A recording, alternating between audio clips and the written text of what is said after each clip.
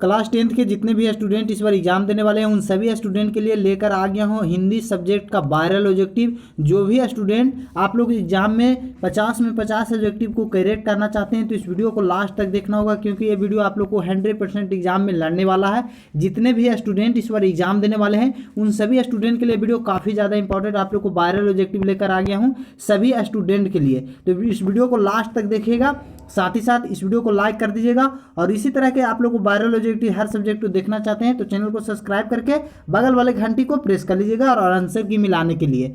तो first question में यहाँ पर आप चलते हैं। फर्स्ट क्वेश्चन में बोला गया कि शुद्ध वाक्य को यहाँ पर आप लोग को चूज करना है। तो शुद्ध वाक्य क्या होगा जो पूछा गया है, इंपॉर्टेंट क्वेश्चन है, बहुत इंपॉर्टेंट है। इसका सही आंसर आप लोग को शुद्ध वाक्य क्या है जो पूछा गया है।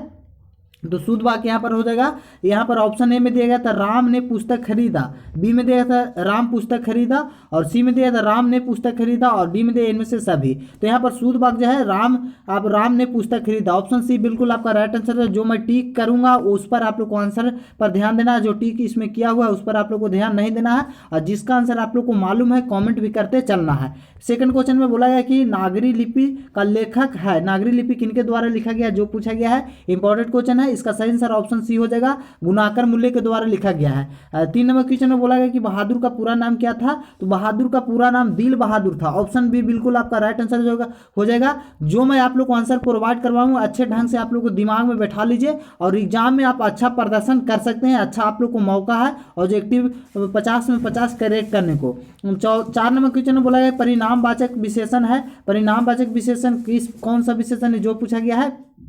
तो यहाँ पर आप लोग को हो जाएगा थोड़ा सा है जो परिणाम वाचक विशेषण। ऑप्शन सी बिल्कुल यहाँ पर आपका राइट आंसर हो जाएगा। 5 नंबर क्वेश्चन में बोला गया परंपरा का ज्ञान किसके लिए आवश्यक है। परंपरा का ज्ञान किसके लिए आवश्यक है जो पूछा गया था, इंपॉर्टेंट क्वेश्चन है। सही आंसर आप लोग को हो जाएगा जो लकीर का फकीर होकर क्रांतिकारी साहित्य का रचना करे उसे आप लोग को परंपरा का ज्ञान होता है। तो ऑप्शन सी बिल्कुल आपका राइट आंसर हो जाएगा। 6 नंबर क्वेश्चन में बोला गया कि मछली लेकर कौन भागा था।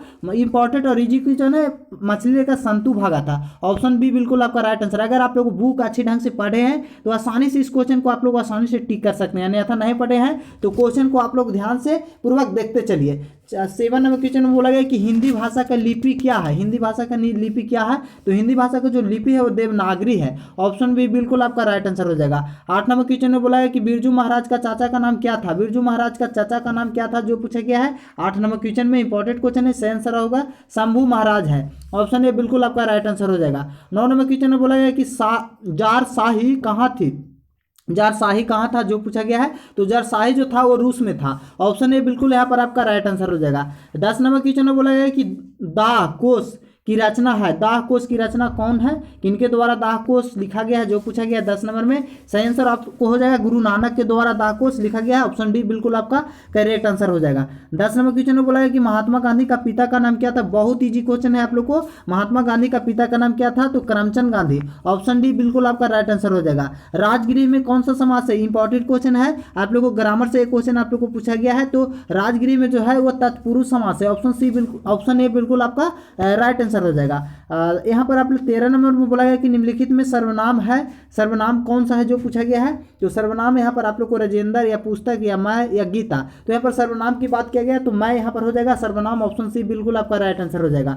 14 नंबर क्वेश्चन में बोला है गुरु नानक किस भक्ति का धारा के कवि थे जो पूछा गया है 14 नंबर क्वेश्चन में। सही इसका आंसर हो जाएगा आप लोग को यहाँ पर इसका निर्गुण भक्ति धारा के गुरु नानक कवि थे। तो ऑप्शन बी बिल्कुल आपका राइट आंसर हो जाएगा। अब चलते हैं आप लोग को 15 नंबर क्वेश्चन में बोला गया कि रसखान दिल्ली से कहाँ चले गया था।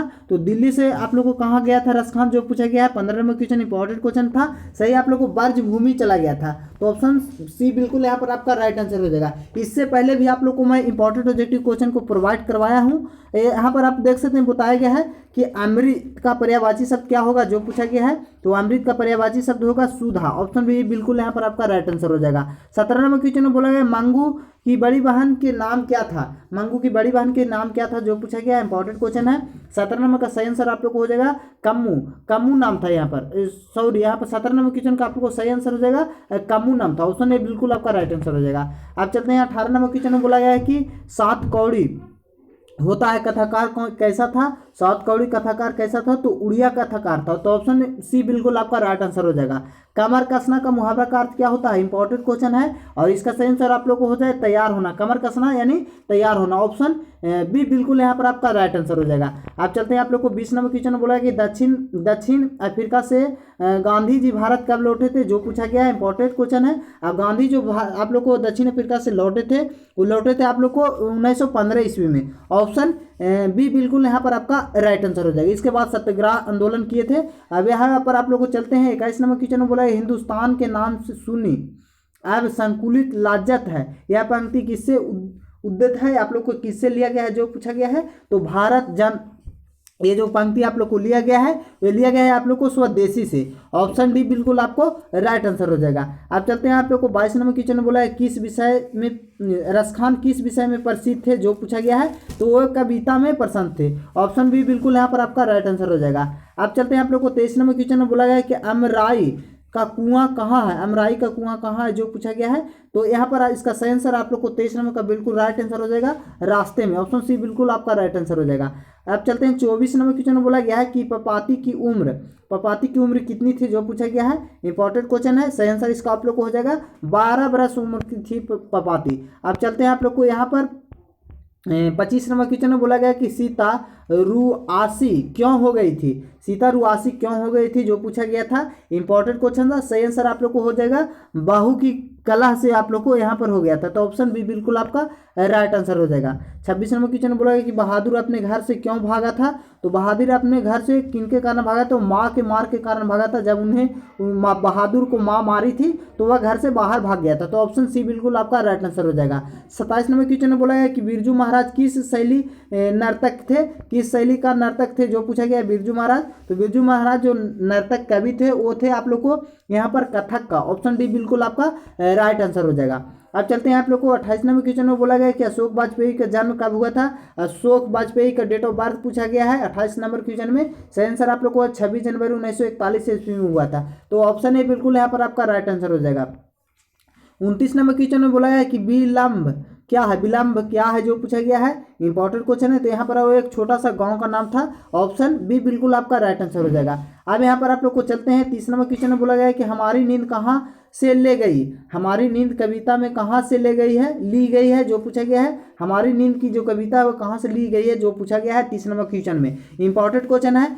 सही आंसर आप लोग को हो जाएगा दुष्ट चक्र स्पष्ट से लिया गया है। ऑप्शन सी बिल्कुल आपका राइट आंसर हो जाएगा। 31 नंबर क्वेश्चन की ओर चलते हैं। बोला गया है 31 नंबर में कि मेघदूत जर्मन का अनुवाद किसने किया था, मेघदूत जर्मन का अनुवाद किनके द्वारा किया गया था, तो मैक्स मुलर के द्वारा। ऑप्शन सी बिल्कुल यहाँ पर आपका राइट आंसर हो जाएगा। अब चलते हैं आप लोग को 32 नंबर क्वेश्चन में बोला गया कि मगम्मा किससे विवाद था, मगम्मा को किससे विवाद था, जो पूछा गया है, तो दही वाले मगम्मा अगर आप लोग को पढ़े होंगे बर्निका भाग 2 में, तो यहाँ पर बहू से विवाद उनका हमेशा चलता था। तो ऑप्शन बी बिल्कुल आपका राइट आंसर हो जाएगा। 33 नंबर क्वेश्चन में बोला गया है कि लक्ष्मी की पति का नाम क्या था, इजी क्वेश्चन है। तो लक्ष्मी का पति का नाम आप लोग को लक्ष्मण था। ऑप्शन बी बिल्कुल आपका राइट आंसर हो जाएगा। 34 नंबर क्वेश्चन में बोला गया किस नदी के बांध नीचे लक्ष्मी का घर था, तो देवी नदी के किनारे। ऑप्शन डी बिल्कुल यहाँ पर आपका राइट आंसर हो जाएगा। 35 नंबर क्वेश्चन में बोला है पपाती बेहोश क्यों पड़ी थी, तो पपाती तेज बुखार के कारण वो बेहोश पड़ी थी। बहुत ही इंपॉर्टेंट क्वेश्चन आप लोग को मैं प्रोवाइड करवा रहा हूँ, जो आप लोग को बोर्ड एग्जाम में 100% भिड़ने वाला है। शुद्ध का प्राकृतिक शब्द क्या है, जो पूछा गया है, शुद्ध शब्द यहाँ पर आप लोग को पूछा गया है। तो प्राकृतिक जो यहाँ पर लिखा है ऑप्शन ए वाला जो यहाँ पर बिल्कुल सही लिखा गया है शुद्ध में, तो ऑप्शन ए बिल्कुल आपका राइट आंसर हो जाएगा। परिश्रम में कौन सा उपसर्ग है, तो परिश्रम में उपसर्ग कहने का मतलब होता है कि जो शब्द के आगे लगकर अर्थ को परिवर्तन करता है, तो यहाँ पर हो जाएगा परी हो जाएगा उपसर्ग। ऑप्शन ए बिल्कुल यहाँ पर आपका राइट आंसर हो जाएगा। 38 नंबर क्वेश्चन में बोला गया कि हाथ खाली होना मुहावरा का अर्थ क्या है, तो यहाँ पर आप लोग को हाथ खाली होना कि पास में पैसा ना होना। यहाँ पर ऑप्शन सी बिल्कुल आपका करेक्ट आंसर हो जाएगा। अब काश शब्द का उपसर्ग क्या होगा, इंपॉर्टेंट क्वेश्चन है 39 नंबर का, इसका सही आंसर ऑप्शन बी हो जाएगा अब यहाँ पर आपका बिल्कुल राइट आंसर हो जाएगा। अब चलते हैं आप लोग को 40 नंबर क्वेश्चन में बोला गया है कि हिरोशिमा किस देश में है। इंपॉर्टेंट क्वेश्चन है, जहां पर आप लोग को परमाणु बम गिराया गया था, तो यहाँ पर हिरोशिमा कहाँ है, तो जापान में है। ऑप्शन सी बिल्कुल यहाँ पर आपका राइट आंसर हो जाएगा। 41 नंबर क्वेश्चन में बोला शिक्षा और संस्कृति की रचना किनके द्वारा किया गया। इंपॉर्टेंट और इजी क्वेश्चन है, तो आप लोग को यह किया गया है महात्मा गांधी के द्वारा। ऑप्शन बी बिल्कुल यहाँ पर आपका राइट आंसर हो जाएगा। 42 नंबर क्वेश्चन में बोला गया कि भारत से हम क्या सीखे, यह कैसा आप लोग को कविता है या निबंध है जो पूछा गया है। 42 नंबर क्वेश्चन में इंपॉर्टेंट क्वेश्चन था, सही आंसर ऑप्शन सी हो जाएगा, भाषण है। भारत से हम क्या सीखे, एक भाषण है। मैक्स मुलर को वेदांतियों की वेदाती किसने कहा, वेदांतियों के वेदाती किनके द्वारा कहा गया था, मैक्स मुलर को। 43 नंबर क्वेश्चन में, तो इस सही आंसर आप लोग को हो जाएगा स्वामी विवेकानंद के द्वारा कहा गया था, तो ऑप्शन बी बिल्कुल आपका राइट आंसर हो जाएगा। अब यहाँ पर चलते हैं दक्षी की हड्डी से क्या बना था, तो दक्षी की हड्डी से बना था इंद्र का वज्र, तो ऑप्शन ए बिल्कुल यहाँ पर आपका राइट आंसर हो जाएगा। 45 नंबर क्वेश्चन में बोला गया है कि श्रम विभाजन जाति प्रथा का लेकर कौन, बहुत इजी,